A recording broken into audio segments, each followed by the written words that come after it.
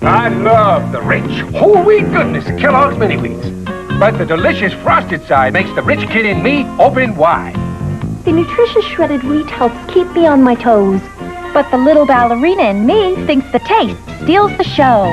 Kellogg's Mini Wheats, wholesome shredded wheat for the adult in you, great taste for the kid in you. So they're delicious and nutritious. The whole grain wheat really packs a crunch, but the delicious taste gives it just the right punch.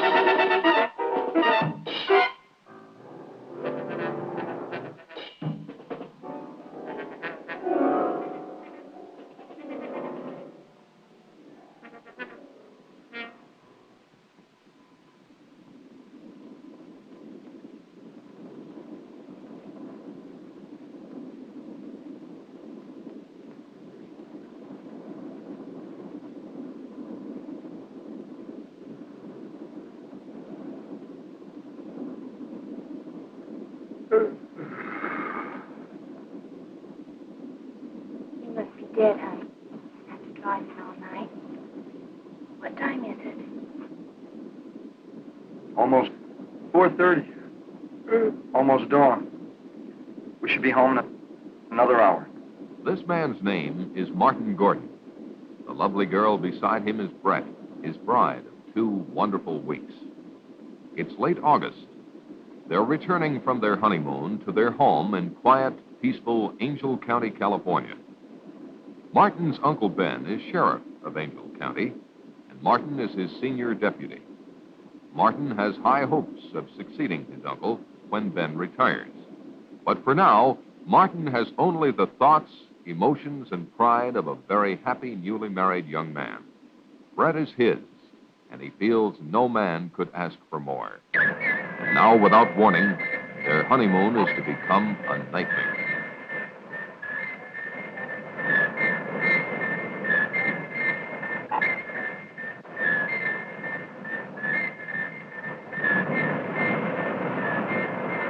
Neither Martin nor Brett saw the glowing rocket descend in the early morning sky. It was reported to the sheriff's office by Jeff, the county forest ranger.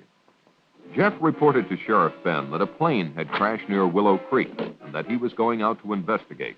Ben said he would join him as soon as possible.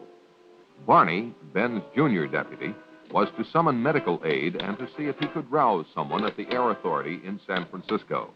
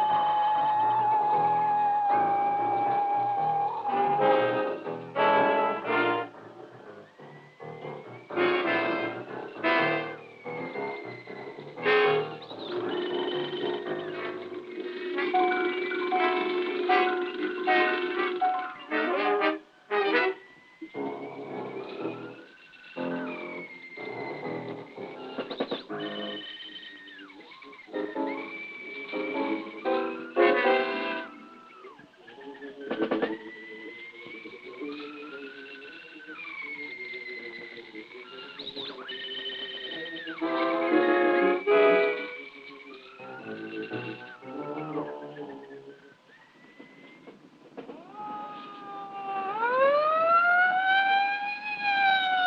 Uncle Ben, honey. Must be an accident or something.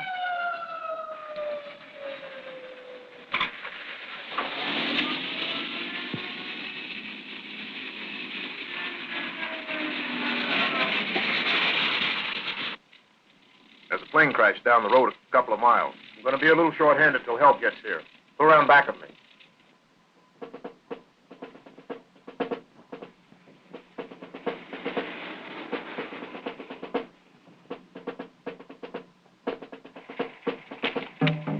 Come along, both of you.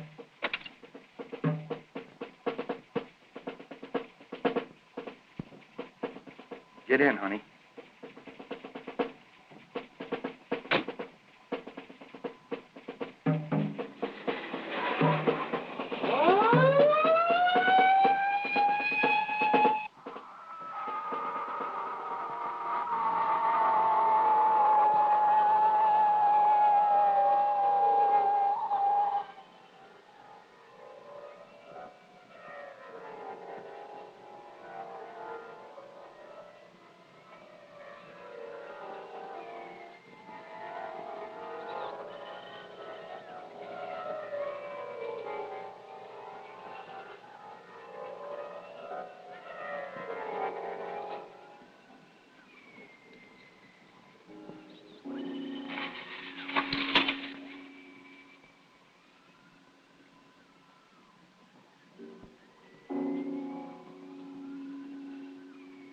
At the location of the crash, they discovered Jeff's truck, but Jeff himself was not around.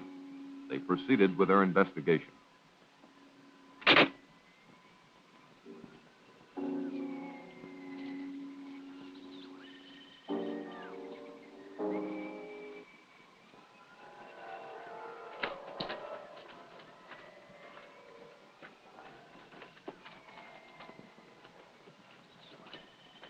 They looked at the rocket in utter amazement.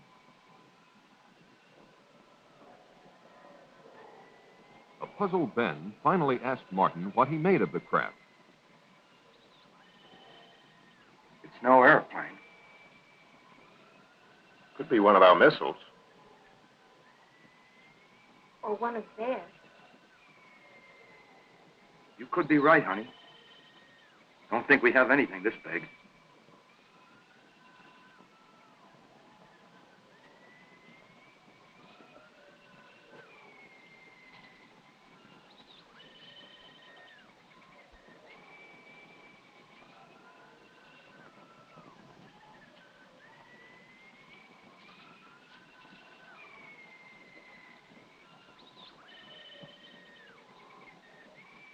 Ben could not understand why the craft wasn't severely damaged.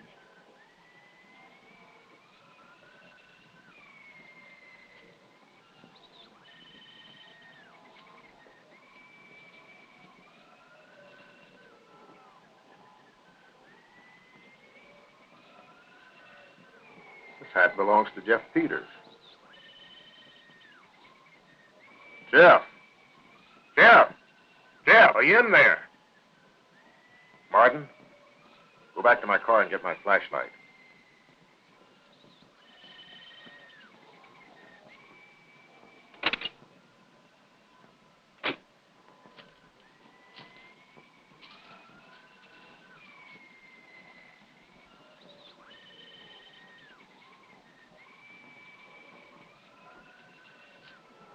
Ben, don't go in there. You don't know what's in there. I think I hear him moving inside. Maybe he's hurt.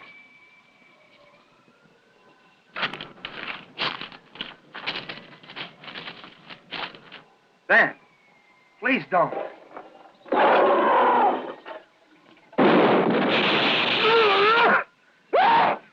Ben.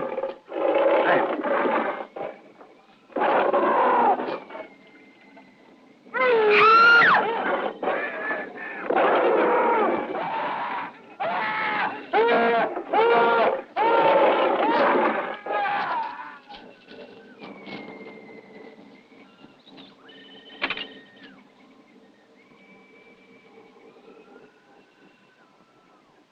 Car 1, calling in. Car 1, calling in.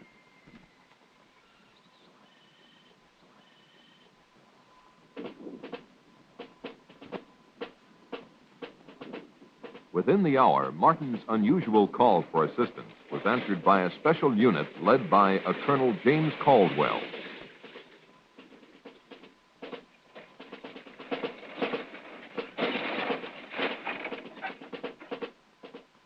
Let's get going. Let's go. Let's go. Move it over. Let's get going. Let's go. Let's go. All right, back on the truck. Let's go.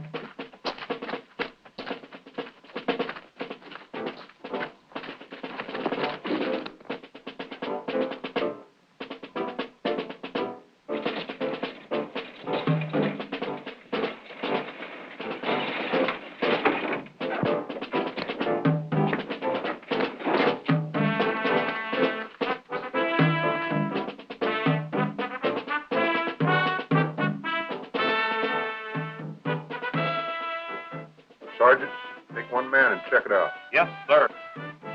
Okay.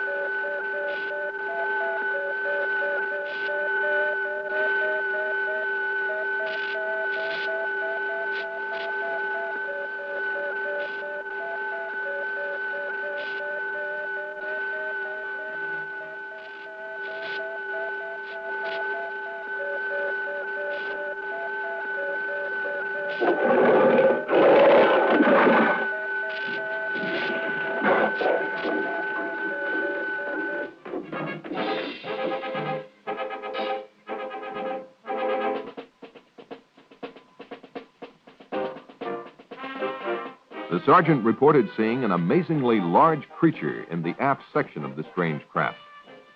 He further reported that it was secured by a kind of metal harness, but that the creature could still move around somewhat, and for that reason they had not gotten too close to it. There was no trace of either Ben or Jeff. The colonel ordered continuous guard duty around the spaceship and decided to set up a temporary military headquarters at the sheriff's office in town.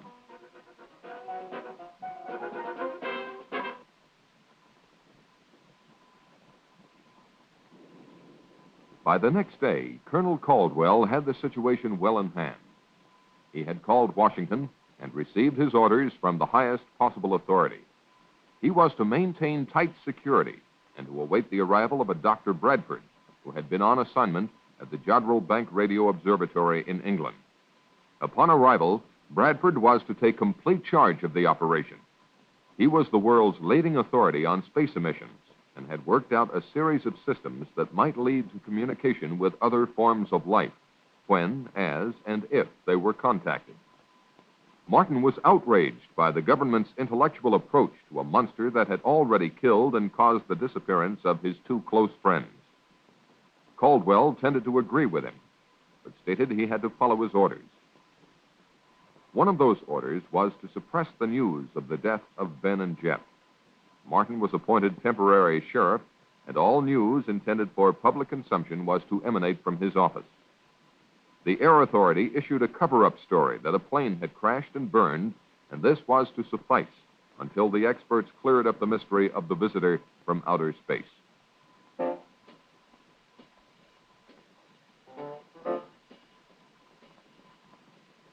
In a remote section of the county, the first of a series of tragedies took place. Tragedies that would have been avoided had the public been warned.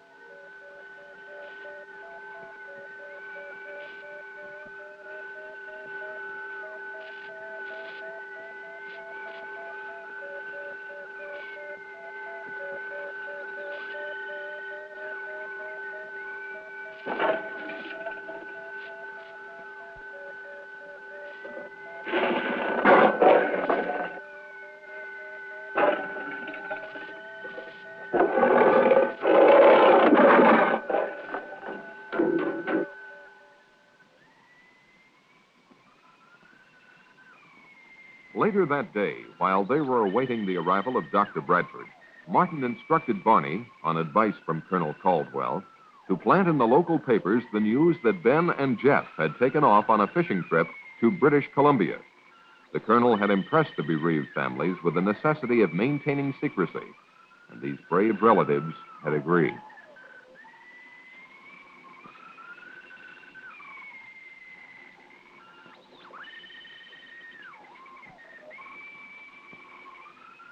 Despite Brett's inquiries about what Martin had seen in the spacecraft, he avoided specific details for fear of disturbing her more than she was. If the truth were known, Martin was more than a little disturbed himself. Shortly thereafter, Dr. Bradford arrived. He was a much younger man than one would imagine him to be. Martin, I'd like for you to meet Dr. Bradford. I've heard a lot about you from the colonel. Nothing bad, I trust. Martin and his wife were in the original party that found the fallen craft. I was sorry to hear about your uncle. It's a tough break. I hope you're feeling better. Yes, thank you. A couple hours of sleep did a world of good. Bradford thanked the colonel for his assistance and then asked to speak to Martin. Bradford questioned Martin about everything that had transpired. Martin did his best to recall everything in precise detail, but really didn't have much for him. The two soldiers that entered the rocket earlier had been summoned, and Bradford hoped to learn more from them. The doctor himself would not enter the rocket until the arrival of certain equipment. From his discussion, it was apparent that the doctor considered this situation a magnificent opportunity for mankind. He felt that if he could communicate with the creature, it might be possible to advance human knowledge by years or even centuries. The spaceship alone signified an intellectual development far in advance of anything on Earth. When Martin asked him how he intended to protect himself from the creature, Bradford said not to worry, that he hadn't come here to be victimized either by his own or the creature's fears.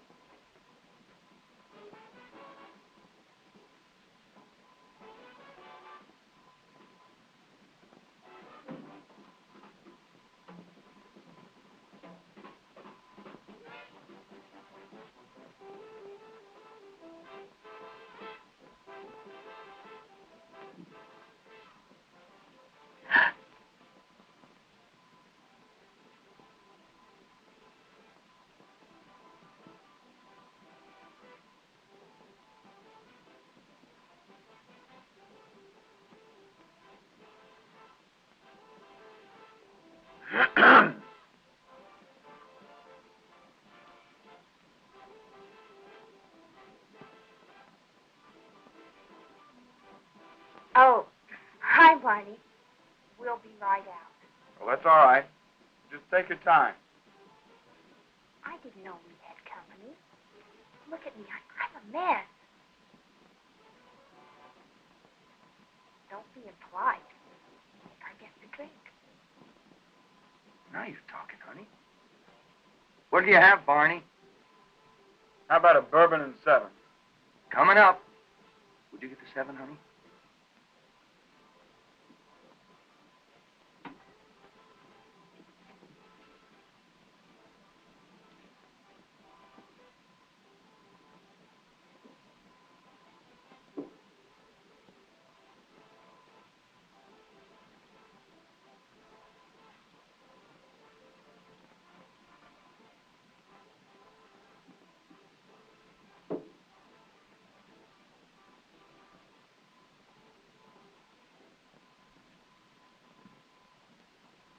Barney, you should try marriage.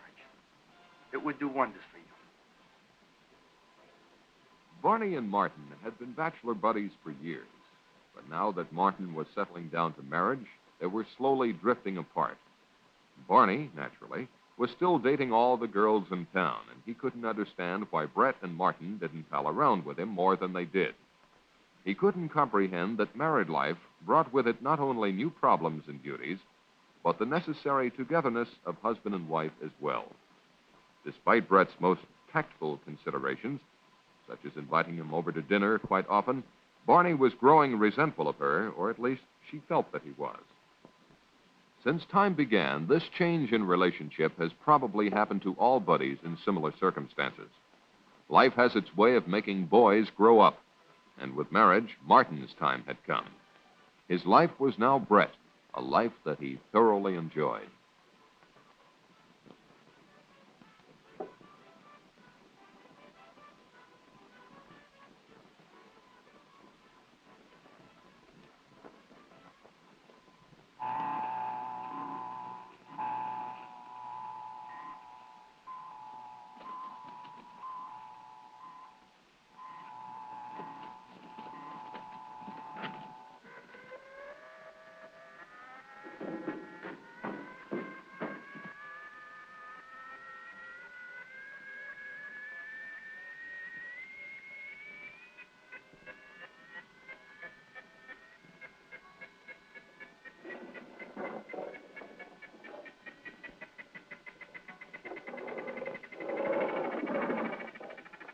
Bye, honey. The next morning, Betty Johnson, as usual, blew a goodbye kiss to her husband, but for the last time.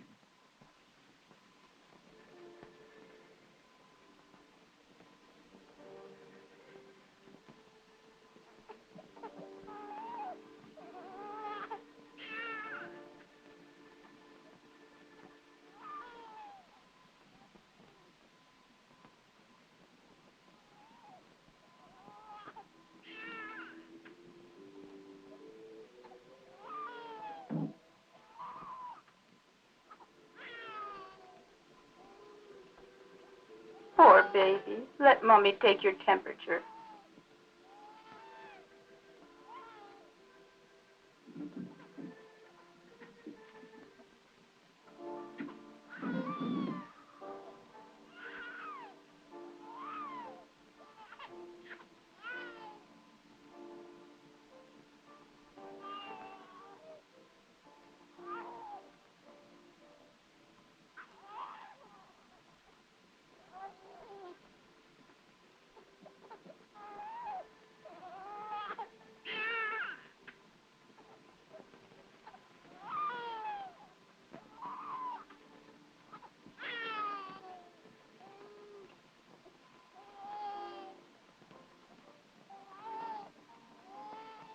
Poor baby. You'll feel better soon.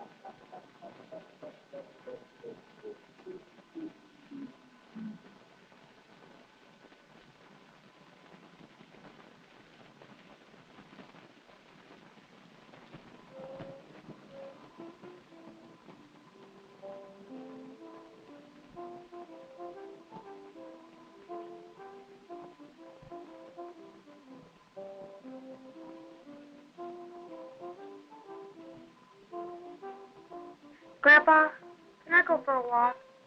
All right, but stay close by.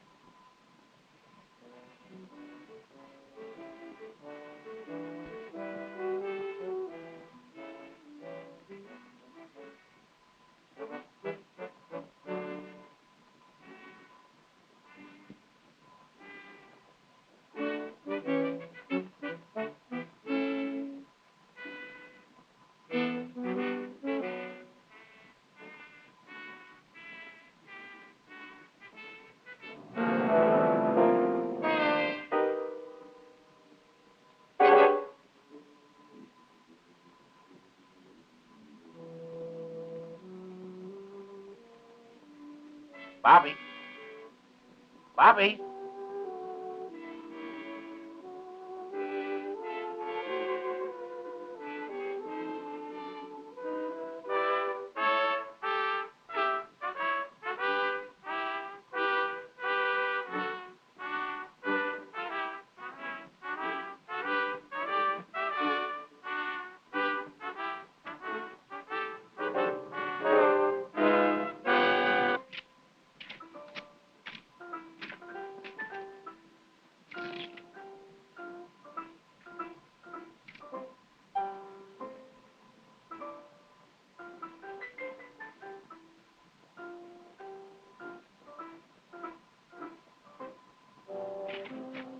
Bobby!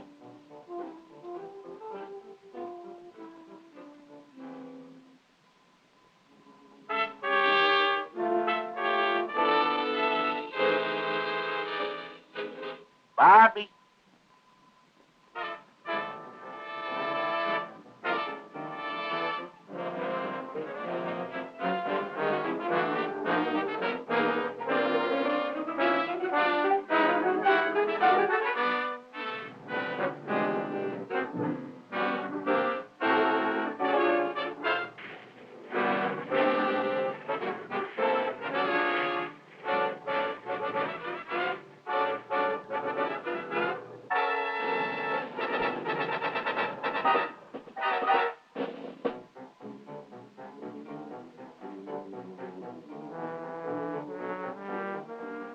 Bobby!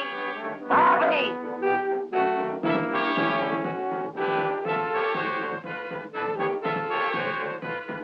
Bobby. Bobby.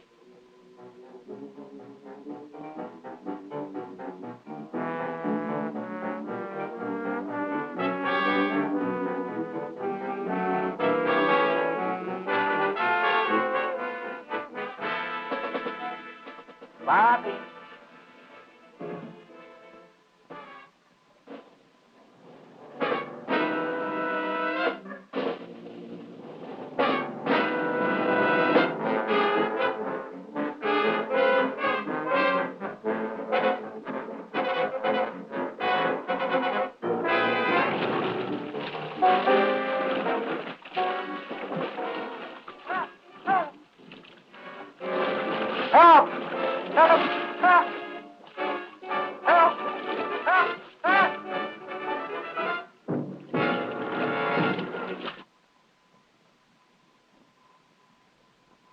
Within 48 hours, Dr. Bradford had closely examined the creature and the spaceship and reached a number of conclusions.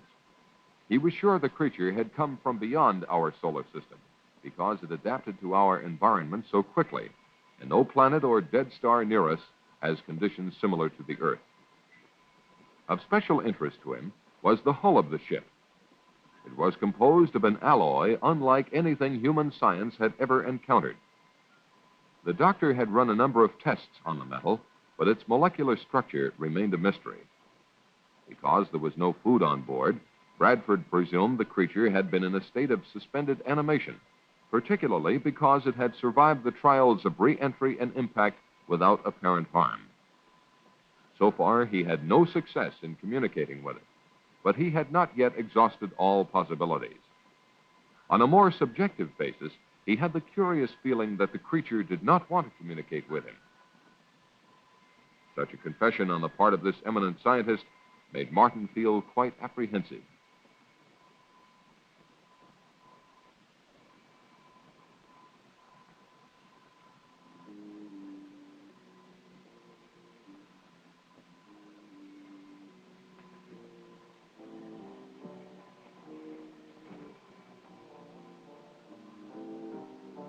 While on a routine call to pick up instructions from Colonel Caldwell, Martin received an urgent message from Barney. Barney was at Willow Creek.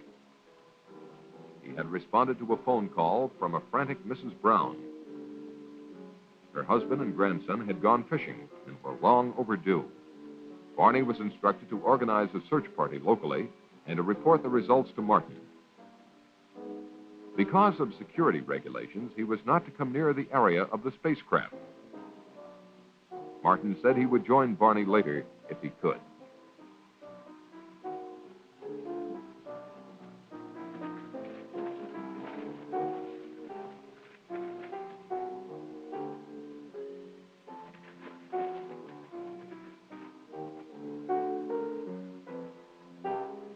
Acting on a hunch, Martin decided to see for himself if the monster was still there. It was. Bradford had installed TV cameras inside the spaceship and was testing the creature's reactions to sound, light, electricity, color, and air pressure. When Martin asked him if he had any luck in communicating with the beast, Bradford confessed that he hadn't, but would try again when certain data was returned to him from computer processing. It was at this time that Bradford came up with a frightening theory, namely that the creature might be a product of engineering, the same engineering that built the spaceship. What he didn't understand was why some form of communication had not been built into the creature.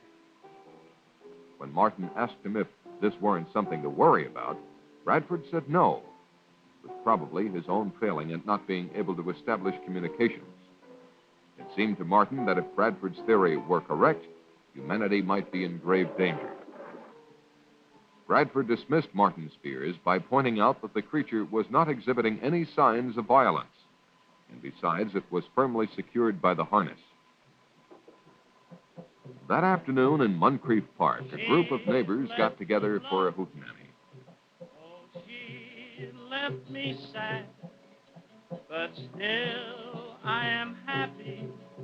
In fact, I am glad, for I am as free as that bird in the tree, 'cause she left me alone and could not marry me. I said that I loved her and would till I died. I tried to forget her, and I really did try, but I'll still think of her till the day that I die, 'cause I think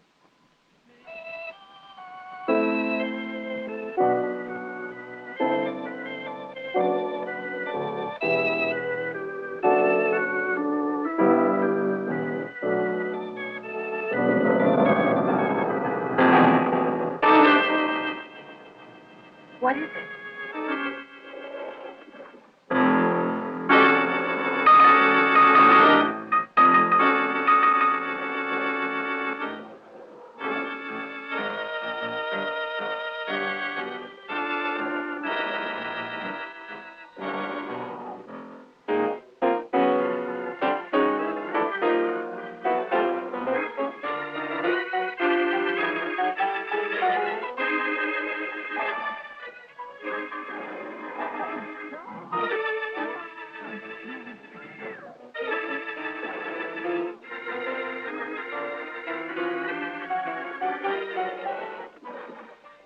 You stay there. Stay calm.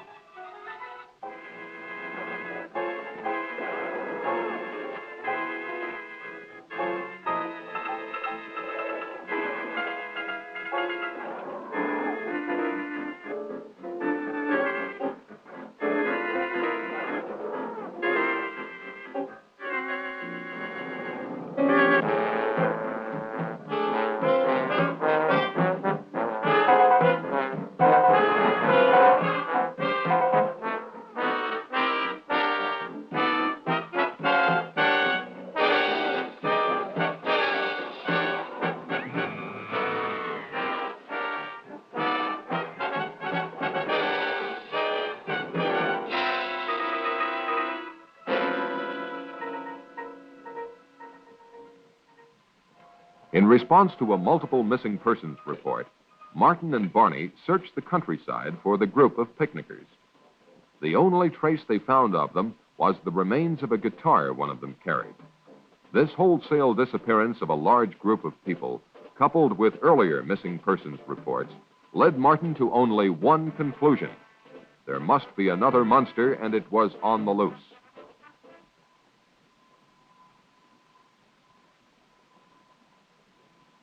The colonel listened to Martin's theory and, after consulting with Bradford, decided to call Washington. He was told to follow his own good judgment, but under no circumstances was he to alarm the populace. The colonel decided to organize a county-wide search. Martin's assignment was to search the north end of the county.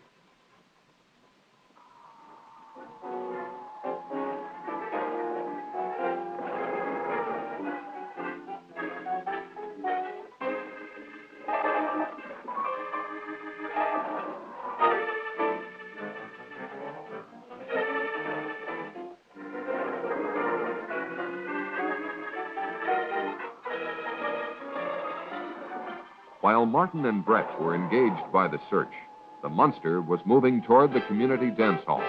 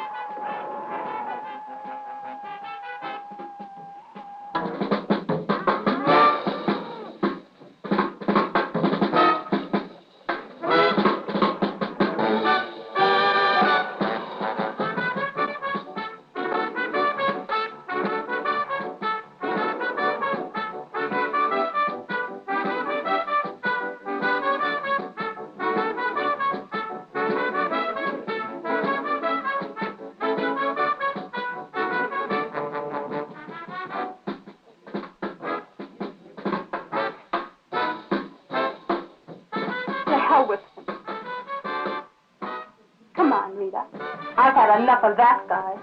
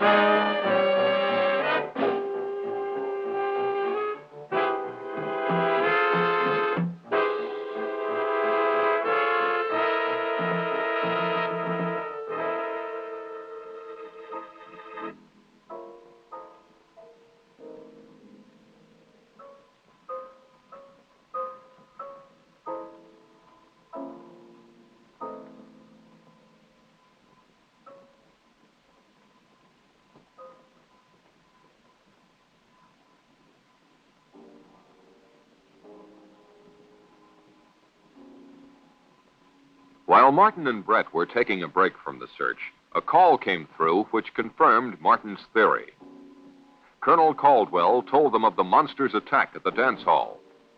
His troops now had orders to destroy the monster, and he asked for Martin's assistance. Martin said he would join the colonel as quickly as possible.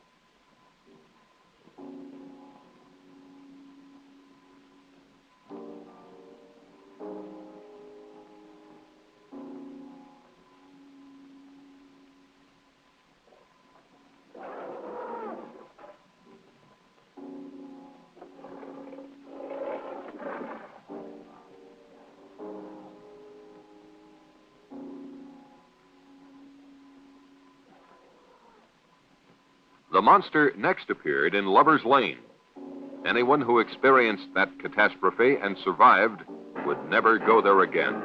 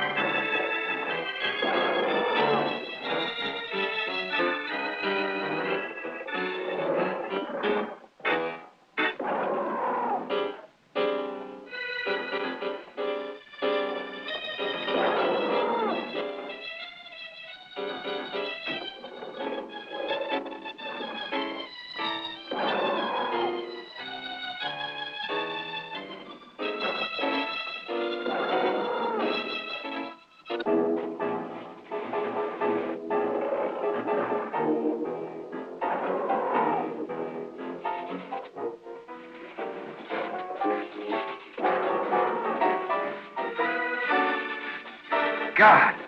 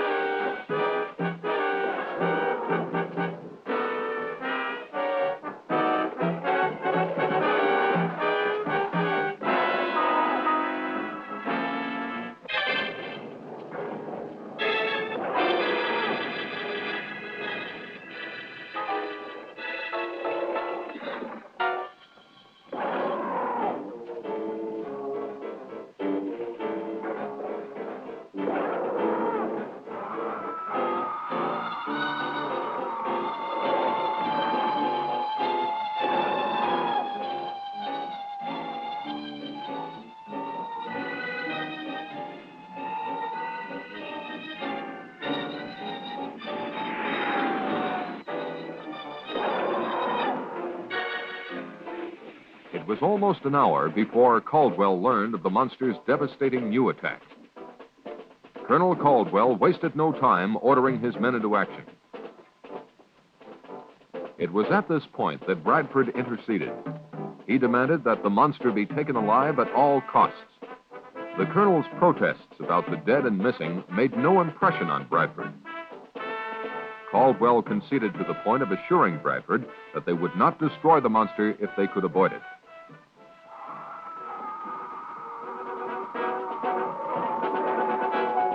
Get on with it, Lieutenant. Move it out, men.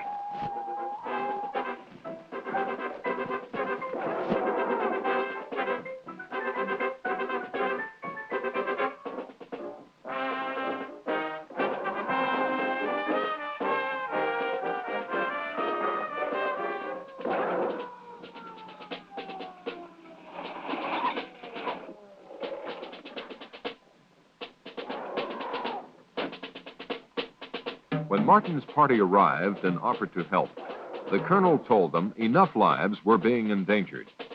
They were to be part of the second line of defense, to be used only if necessary.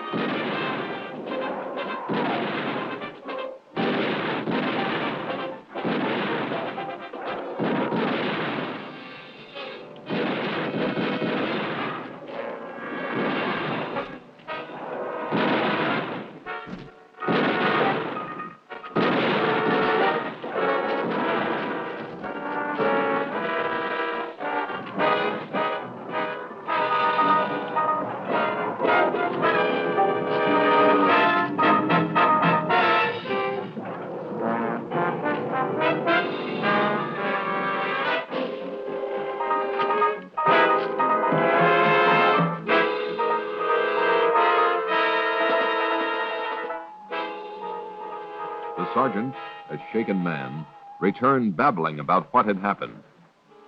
Caldwell, realizing the full danger of the situation, decided he had only one means left to stop the monster: grenades. Now Bradford made a drastic move. Acting on his superior authority, he forbade Caldwell to destroy the creature. The colonel, more concerned with saving human lives than advancing science, told Bradford to go to hell. Get out of my way.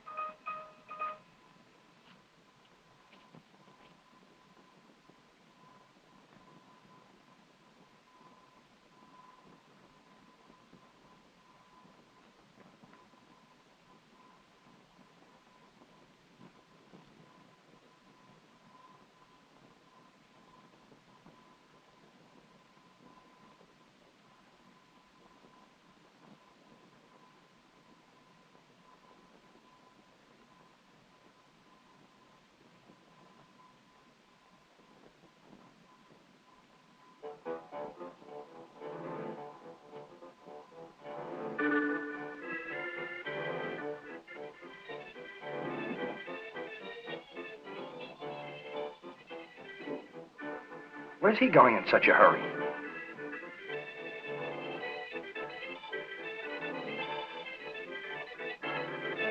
Maybe you'd better follow him.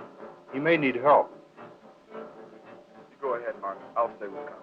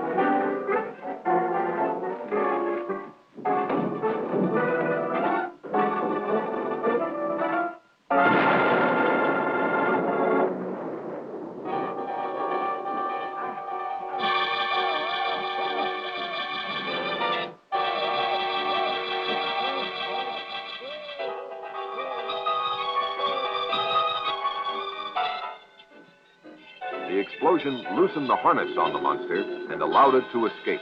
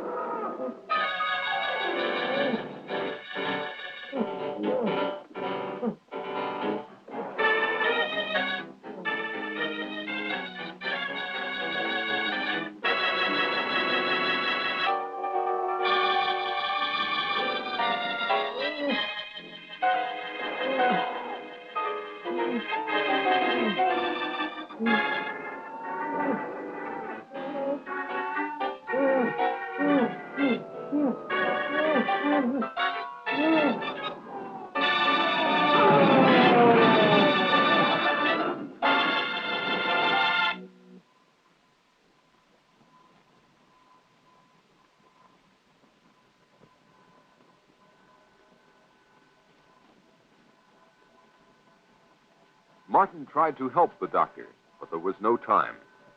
Bradford told Martin what he had just confirmed, that these monsters were highly specialized test animals.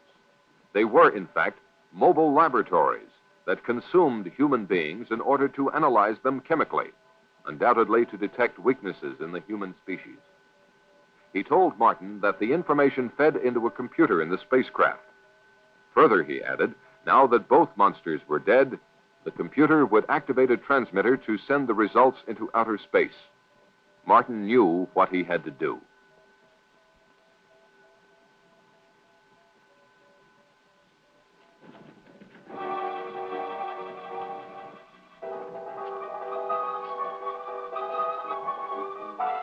As Martin entered the spaceship, he heard the transmitter generator kick on.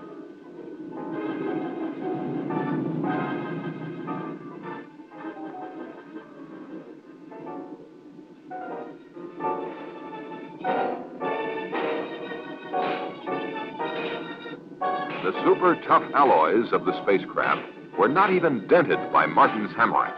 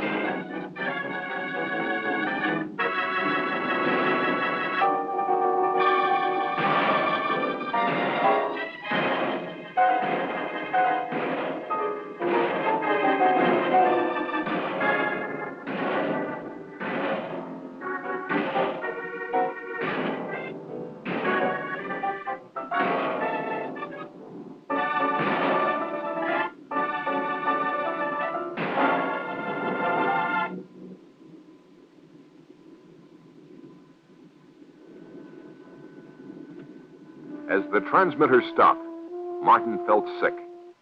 Evidently, all the information had been transmitted.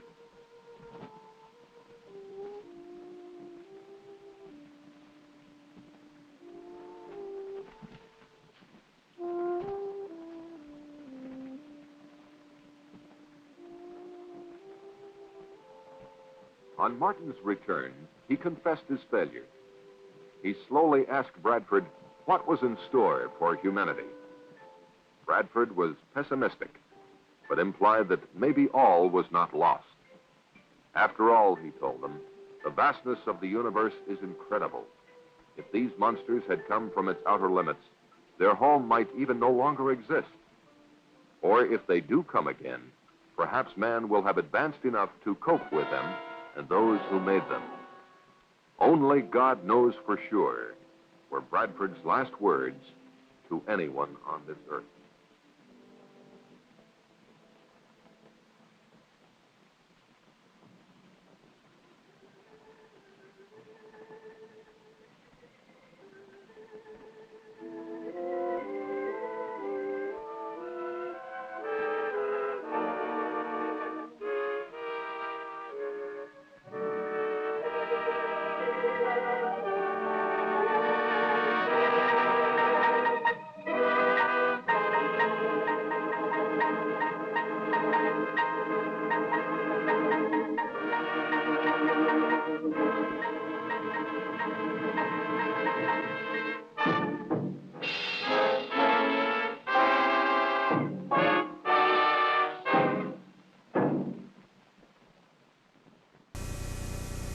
Oh, what a meal, oh, Hamburger helper lasagna. for your family. Authentic Italian taste. Hearty robusto. but not too spicy, eh? Hamburger Helper Lasagna turns your plain hamburger into a delicious Italian meal with authentic Italian taste. Curly Italian noodles, rich tomato sauce, and a better blend of spices. Hamburger Helper. Lasagna. Helper, Hamburger Helper. Make a great meal. Okay, Jonathan, we're sending you back in time. Before television, radio, even before soft drinks. Careful. Anything you do could change history. Mum's the word. Activate time travel mode to the year 1885. He's there. Hey, where's my Pepsi? Oh, no. He took it. Relax, Smith. What could 12 ounces of Pepsi possibly change? Yeah, what could happen? Pepsi, the choice of a new generation. Water. Just so many ways to enjoy it. Almost everyone swims through it, rides on it, or plays around it. It's fun. But accidents do happen. Many could be avoided. Still, others kept harmless.